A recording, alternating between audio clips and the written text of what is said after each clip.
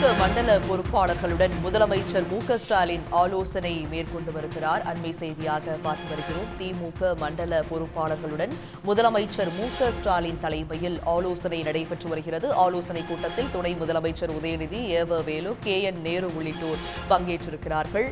இது பற்றிய கூடுதல் விவரங்களோடு இணைக்கிறார் செய்தியாளர் அன்புச்செல்வன். அன்புச்செல்வன், தற்போது இந்த ஆலோசனை கூட்டம் எவ்வளவு மணி நேரம் நடைபெற உள்ளது? ஆலோசனை கூட்டத்தில் என்னென்ன விஷயங்கள் விவாதிக்கப்பட இருக்கிறது? முழு விவரங்கள்.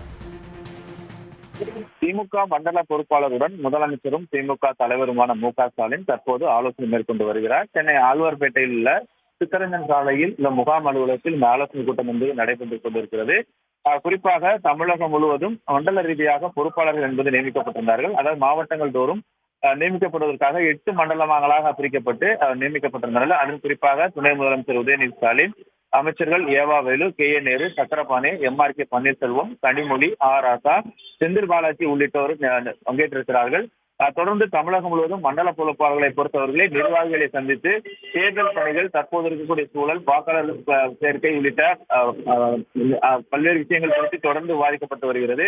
இந்த நிலையில் தான் முதலமைச்சரும் திமுக தலைவருமான மு.க.ஸ்டாலின் கூட தொடர்ந்து நிர்வாகிகளை சந்திக்க வேண்டும், அதுவும் தனித்தனியாக சந்தித்து அவருடைய கருத்துக்களை கேட்க வேண்டும் என்பதற்காக ஒன் டு ஒன் சந்திப்பும் கூட நேற்று தொடங்கி இருக்கிறார். இந்த நிலையில் இதுவரைக்கும் தமிழகம் முழுவதும் நடைபெற்ற கூட்டங்களில் எவ்வாறான விஷயங்கள் விவாதிக்கப்பட்டிருக்கிறது, நிர்வாகிகள் எந்த விஷயங்கள் எல்லாம் முன்வைத்திருக்கிறார்கள் என்ற அடிப்படையில் தொடர்ந்து முதலமைச்சர் என்பது கேட்டறிந்து கொண்டிருக்கிறார். அந்த அடிப்படையில் தான் இன்று திமுக மண்டல பொறுப்பாளருடன் முதலமைச்சர் மு.க.ஸ்டாலின் தற்போது ஆலோசனை மேற்கொண்டிருக்கிறார்.